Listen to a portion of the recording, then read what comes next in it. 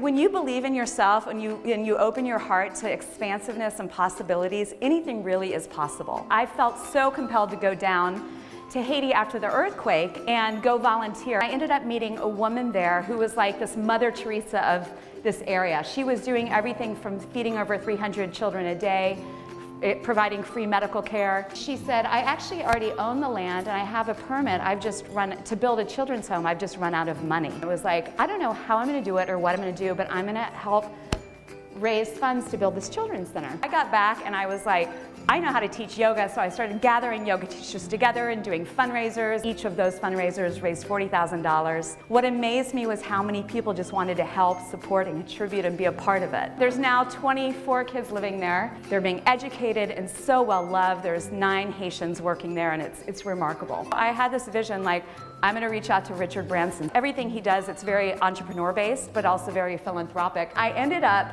working with him, and I pitched to him the idea of Virgin Volunteers. He ended up loving the idea. I got invited to this amazing week at Necker with Richard Branson and Michael Franny. Long story short, I ended up running this music foundation that Michael and his wife Sarah created. I actually was the executive director for the first year and a half and helped them build this foundation.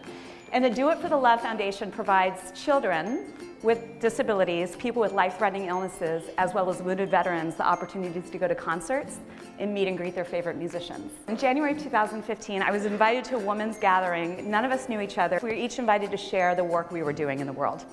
And then the next 5 minutes, we were invited to share. It was January of 2015. What did we want to do that year? What did we want to accomplish? In the third round, we were invited to share what is it that we want help with? How could we feel more supported?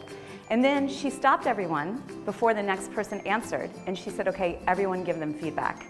Give them ideas, suggestions, contacts. And I'll never forget driving away that evening like, wow, that was the most inspiring evening.